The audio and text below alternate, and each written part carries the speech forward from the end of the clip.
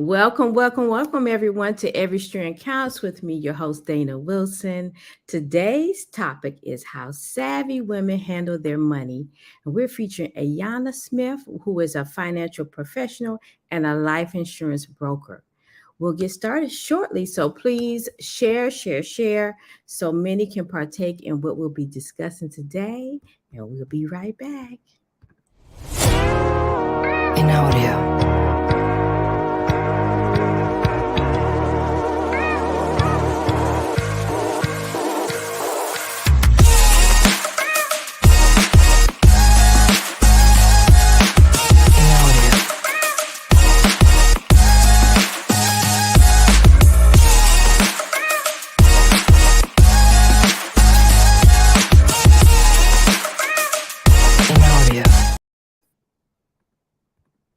Hey there, welcome, welcome, welcome. Every Strand Counts with Dana Wilson is brought to you by Haircare Inc., where we believe that every root, every lesson, every experience, and every legacy makes a difference in our lives.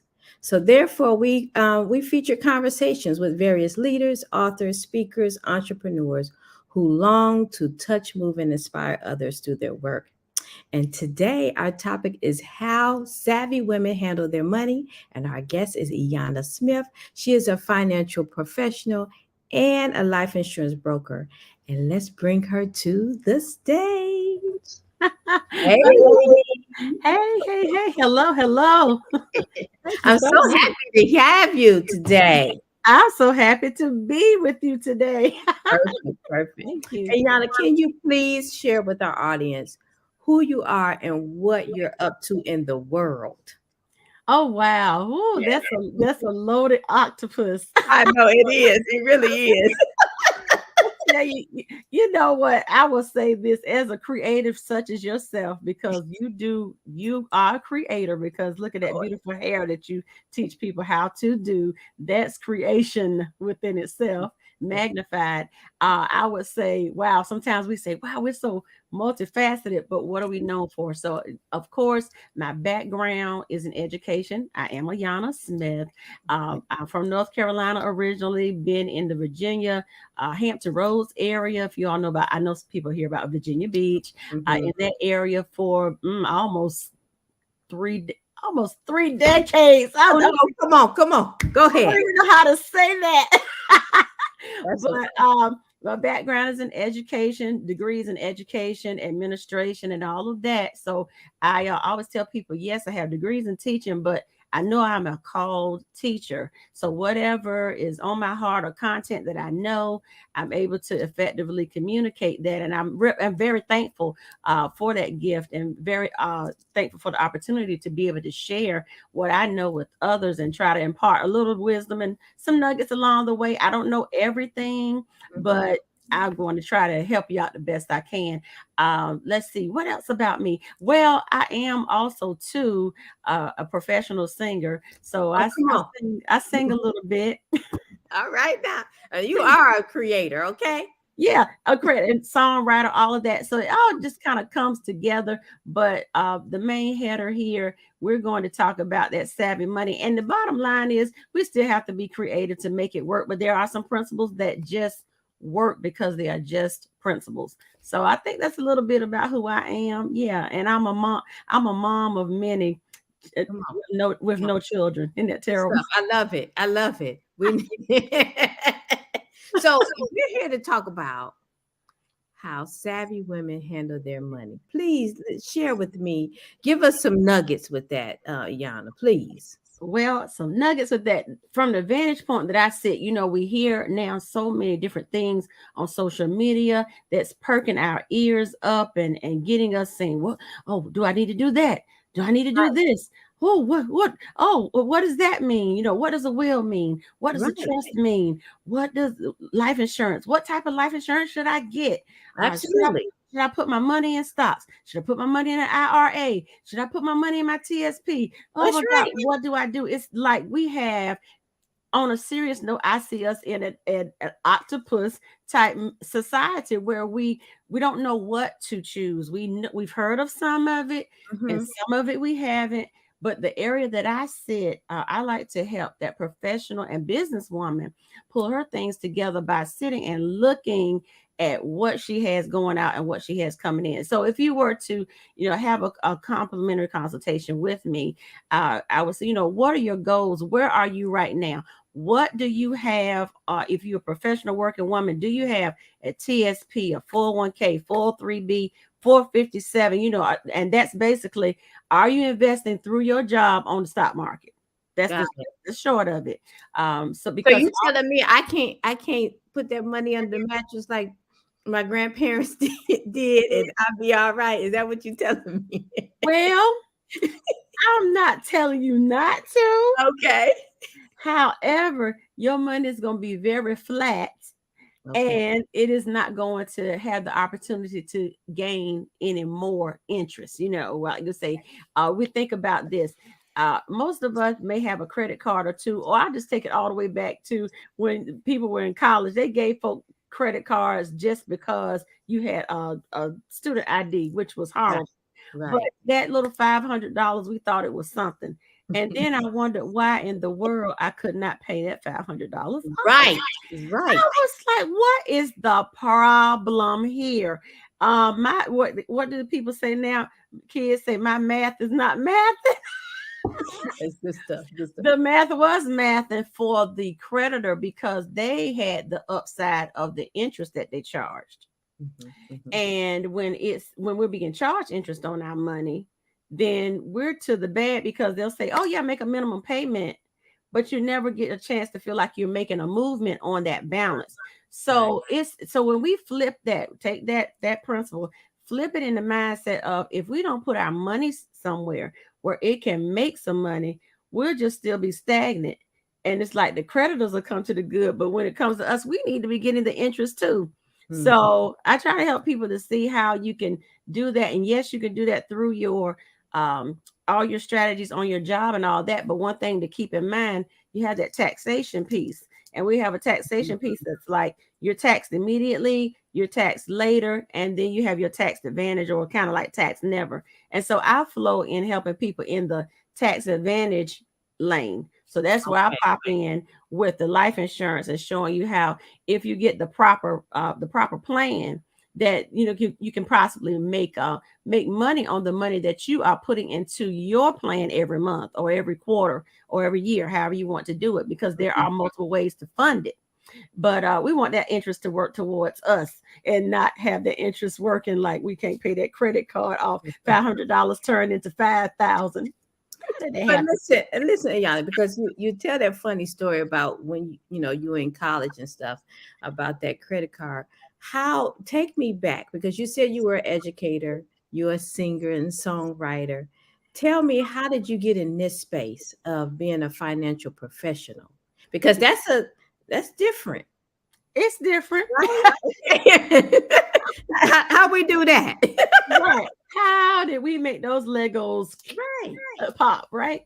Well, actually, it was because of one of my musical mentors is that I heard about the financial industry, because it was pretty much, as a musician, singer, or vocalist, or you play instruments or what have you, that population knows if that's what you do, you get a gig, or you have your churches that you sing or play or do a wedding or what have you. Well, if that's your only income, that means you are a self-employed person. Right. And then everything is on you to handle, your money, your insurances, your health insurance, life insurance, what have you. And if you don't think of yourself as such, then the question was, and this was the question that was posed to me, what happens when your gigs stop gigging? Okay. I was like, because of course I roll with my 9 to 5 with teaching and administrating and all that good stuff. So I didn't really pull it like that. But if that's the only thing you do, you have to really plan a succession plan for yourself. Right. Okay. And so with that, it was like, okay, I need you to hear this. And when I heard it, I said, oh, so that means you have to plan for the next. Because if I can't sing anymore, and that's, oh, I'm too tired to go out there to sing, and that's my only income, then what did I plan for myself? So I learned that, getting into the financial industry space, when you're focusing on the life insurance, you can show people how to put a plan in place. They put enough money away, and over long-term strategy, it is a way, like you do, like you make your 401k for yourself. You can do that. And so that's what I learned. And I was like, that's interesting. And I said, I can teach other people to do it or share it with others. I said, that already placated to my educational. I was going to say that educator, and you said, okay, now I got something I got to share with somebody else. Yep. It was like, yeah. And that's what helped to lift it up in me, just kind of lift up like, people need to know, and let me learn and let me share. Wow, that is so cool. So you decided that this is what you want. I mean, like this, you decided this is what you want to do. This is your passion piece right here. Is teaching people about finances. Yeah, it's a popular but not popular topic. Right. Like people like to look at it, for the most part, and I'm saying people, and I'm included. And you want to look at it from the bird's eye view. No, to do battle with it, we got to get down on the battleground. Oh my goodness, we got to do these figures. Yes. So take me through your client journey, Ayanna. Somebody contact you. What happens next? Okay, of course, I do, like I said, complimentary little chat and see, where are you, ask you questions about, do you have life insurance? Yeah, I have it on my job. Okay, great. Then people say, well, I'm interested in kind of getting my budget together.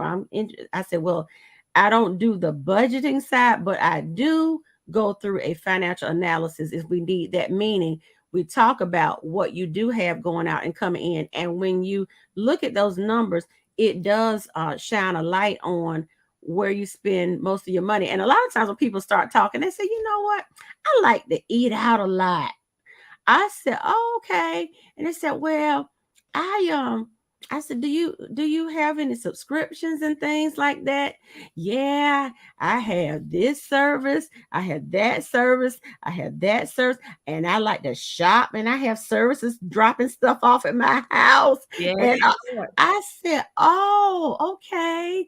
I was like, all right. Now, I said, so, you have kids, not married, not all of that, kind of go through those numbers. Are you saving anything for your retirement? What's your style of job and or business or business? And when I get to that number, I said, well, here's your money. You're eating it and drinking it up and shopping it up. And sometimes and it's so funny you saying it, because I was just listening to a motivational speaker this morning, and he was sharing that whatever your priorities really show up. I mean, whether you believe it or not, I mean, it really show up. I mean, you could say one thing out your mouth and you're doing another, because if you have somebody outsider come out to your home and watch you for a week, they'll tell you where your priorities are. Your behavior tell it.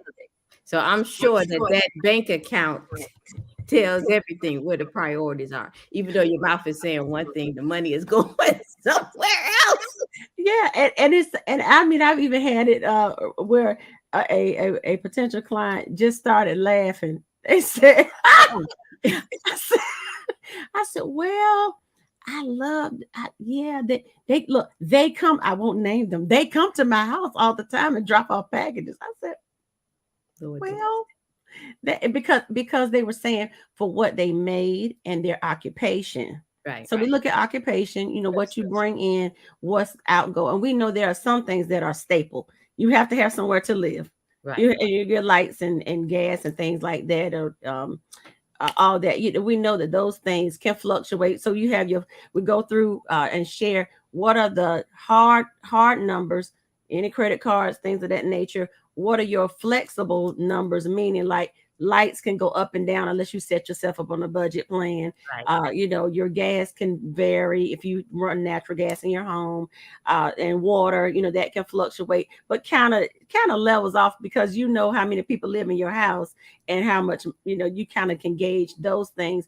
But then it's those other stuff, the quick swipes that we do. So we talk about that, the quick swipes that we do. Oh, I'm just gonna grab a nice cup of drink of coffee or something like that, and it adds up, and Yes. on average Yes. it's $5 to $7, and then we get something to eat, and we know that that's on the average. What used to be old school Happy Meal has now become the sad meal because it's just as sad as it's the same price as what.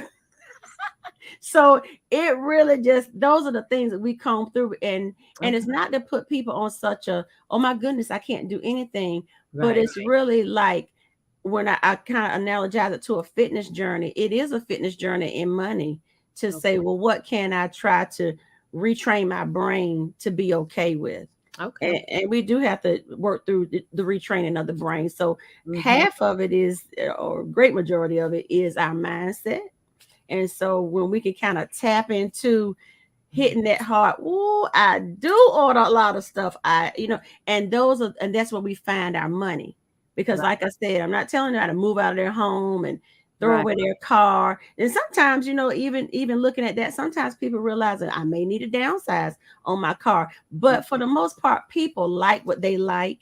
And so I don't try to go there and say, oh, you need to go from a luxury car down to a basic. That's not going to work if you're accustomed to, your mind is not ready to do that shift. I mean, take them through an assessment, a mindset shift. They get clear about where their money is really going, based off what they're saying their priorities are. And then are you then helping them invest this money, or are they looking towards the insurance side of the house? Right. I show people how to, I would say, invest or put away your money in the vehicle of life insurance, because that's my lane. So that's because that's my lane. Like I said, there are, people say, well, I put my money in, at work and all that. Correct. But here's the thing, if I can share this, and this is what I also teach inside of sharing in the consultation, is I talked about taxation earlier, where you have your tax now things, you just gonna get taxed off the back. Stuff like we buy, we're gonna get taxed on it. Right. But when you're looking at putting money away, you're not taxed when you put the money in, for example, in your 401ks and all that. You're not taxed because they take it out before you get paid. Okay. But here is the thing to think about. Taxes, what we agree, are going up or down. They're going up, just like inflation, taking everything up. So today is 20, we say in the 20s, 2023, 2053 or 2063, when people now, maybe because people don't stay on jobs 30 years anymore, but just say in that 30-year span, in a 10-year span, inflation is going to go up. So when it's time to get that money as your retirement supplement, then it's going to be taxed at 20, 30 years later's inflation rate. You're putting it in today thinking that let me shift here. I was thinking before I learned better. Okay. I was thinking the money that is taken out of my check is saved for me when I retire. No, that money taken out of our checks as a W-2 employee is funding the retirees that are coming out now. So the monies that are taken out now are funding our elders that are coming, the people that's retiring or whoever. Yeah, if they are that 65 or plus age, they're getting the money that's being taken out of our check. So that shifts a whole big thing on the importance and the fierceness of us trying to plan for ourselves, is because we are going to have to create our own plans that we can monitor and see, because going forward, you think about more people are becoming entrepreneurs again. Less people. This is good. Oh, this is good, Ayanna. This is good. less people are working a W-2, so that means less people are funding the us's of the world. If you looking at your 50s going to 60s, you're saying I want to come out and retire, but what are you going to retire to when there's nobody going to really be funding it. So it's like now we have to do it concurrently, which it was designed all along for us to have a concurrent mindset, but we weren't trained that way. We were trained that we're going to work a good job, and when we come out, there's going to be some money miraculously there or magically there for us. And it's not like that. We have to save for ourselves as we are going along. So that means we do have to live on a little bit less, because we have to plan for the long term. And that's and we're so in the now until we can't see the long term, because I didn't see 25 years ago now, but I'm in 20 here. That's good, because that hit home. That was good, Ayanna, because you really don't think about that the generation next, they're entrepreneurs, like you said. They're not putting into the system like that. And then with COVID hitting, a lot of people really say, okay, I'm going to do my own thing. Correct. So they're not putting into this system. That was really good. That's good stuff. That's huge. That's all I can say. That's huge.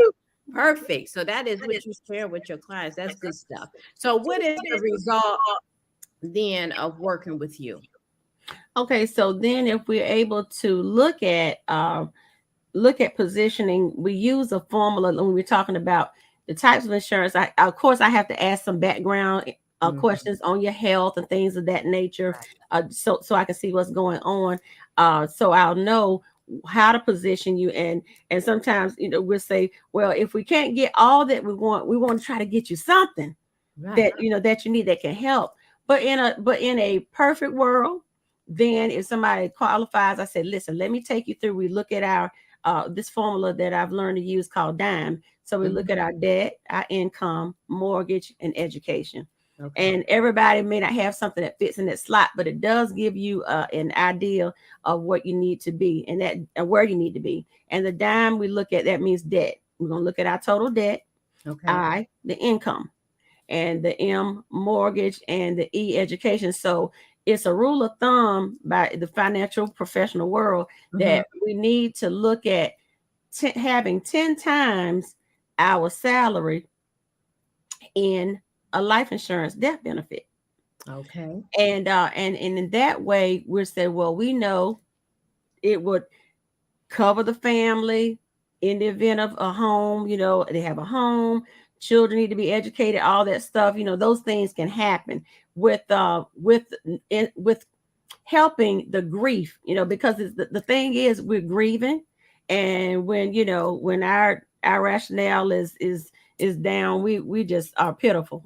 We can't think through stuff. Yeah. So money will help to buffer. If that is not a problem, money will help the grief process.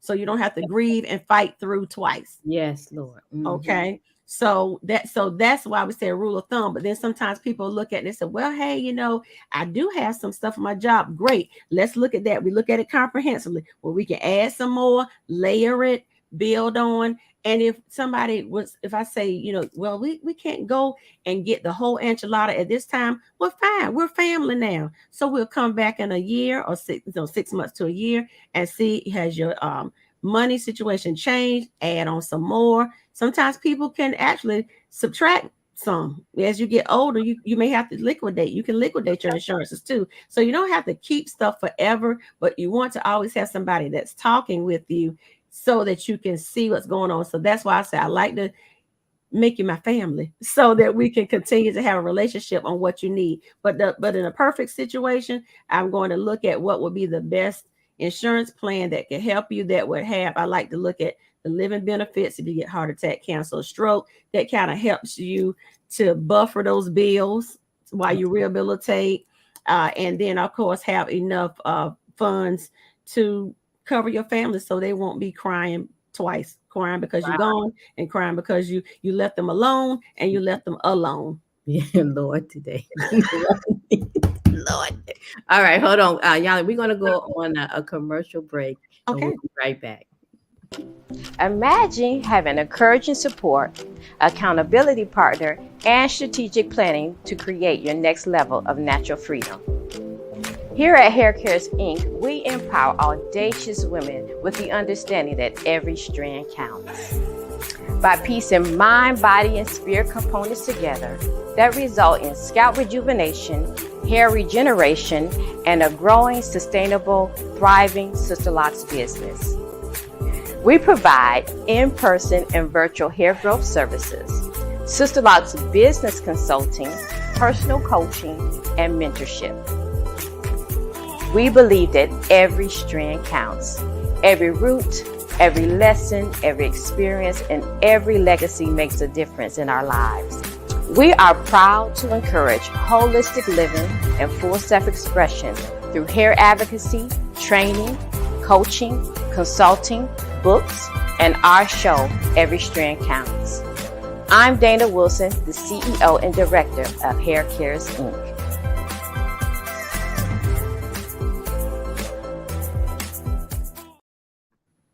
All right, lady. Oh, that is amazing. I love that. I love that. Oh my goodness. Okay, all right. Okay, so tell me, so people, how do people get in contact with you? I guess that's the first thing we need to know. We want to get that consult. We want that complimentary consult. Yes, my website is www.askayanna.com, which is already up there. So from there, you can book appointments and connect with me on social media, and all that is in one place. Okay. So yes, and you can set up a consultation from there. Do you have anything else going on outside of people contacting you for a consult? Like so many of my wonderful, beautiful friends, like you as the host, we're authors as well. Mm-hmm. Yes.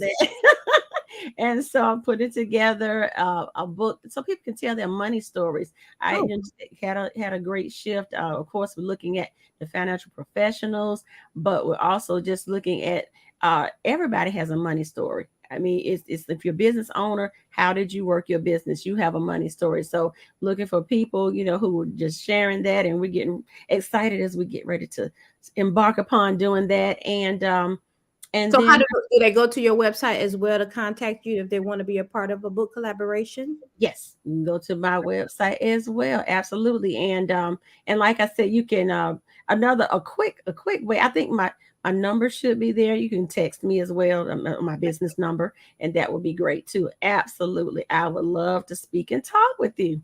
Perfect. I love that. So tell me, because for some reason in my mind, so your focus is the life insurance piece. Why is that really important to you? I know you shared a little bit about, I know people are grieving and such. So why life insurance versus investing in the stock market? Well, the stock market, like I was sharing, that's what our 401ks, 403bs, and let me kind of share this. 401k, 403b, 457, TSPs are all the same thing because there's only one stock market. What those different codes and numbers share with IRS and Uncle Sam is what type and style of job you have, or what, or if you are self-employed, where are you, where are you putting your money? So you're either private, if 401ks, private, 403bs, public service, teachers, doctors, educators, all that. And then your 457s can kind of be a blend of everybody. Mm-hmm. So it's the same stock market. So you still have to watch where that money is, and that's that tax later money. You put it in with no taxes, but when you get it out, it's just like you getting your regular paycheck, where all that FICA and everybody's coming out, and you wonder who is FICA. And you wonder who all those people are taking out. That's how it's going to hit when you extract that money in the stock market arena. Not bad. People made much money, but people lost money. So you have to be okay with the with the ups and downs. But where I focus in with the life insurance, when you're looking at your whole life, what we say our permanent policies, whole life, universal life, index universal life. Some of those like the index universal life may have a stock market component, but it's indexed, meaning that the money that you place into that policy won't ever go below zero. You don't bottom out. So it has a little less risk, but it gives you growth as well. So I like to function in that because it kind of, to me, covers everything in theory. That, it covers if you pass away, if you need long-term care or living benefits, if you need a burial policy, then those are the whole life things that will create some interest for you. As we start at the top of our session, you can get that interest to work for your money instead of it working against you. So you end up with more money at the end. I'm glad you're clearing that up, because some people don't understand. Some people don't see life insurance as an investment. They just think that, okay, when I pass away, and let the family do what they do. They got to work. Right? No, life insurance is really an asset. One time I was it falls under your asset line. Even when I sit down and talk, I need to know if it is a permanent policy or if it is a term policy, because a term, means it's 10, 15, 20, right, 25, 30 years. It's going to end. And it doesn't accumulate any cash. But if you have a policy that is a interest, accruing compound interest style policy, then that's an asset, and it's looked upon as a part of your net worth. Okay, that's good stuff. Wow, see, everybody, you got to ask Ayanna. I love it. If you want, can you leave us with some juicy nuggets about money as we conclude today? Well, kind of like I said, to recap, we have to be okay with being okay to talk about it, and not have the ostrich head in the sand mentality. Oh, if I don't talk about it, it won't happen. No, whether we talk about it or not, it's happening.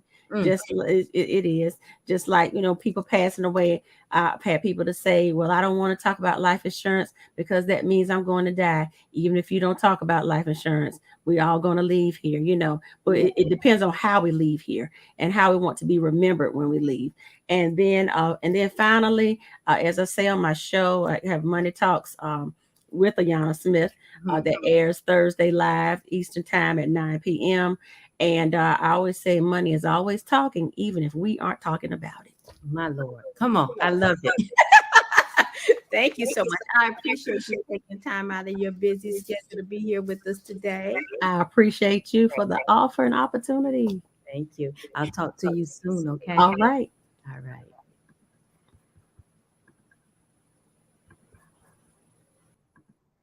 All right, everybody. Thank you so much. Thank you for taking the time out to be here with us. Please stay connected. Go to my website, haircaresinc.com. Subscribe to my YouTube channel so that you can partake in some more conversations that I'm having with people who want to touch, move, and inspire you. Go to my website, see some of my offerings, and stay connected. I'll see you next time. Every strand counts, everybody.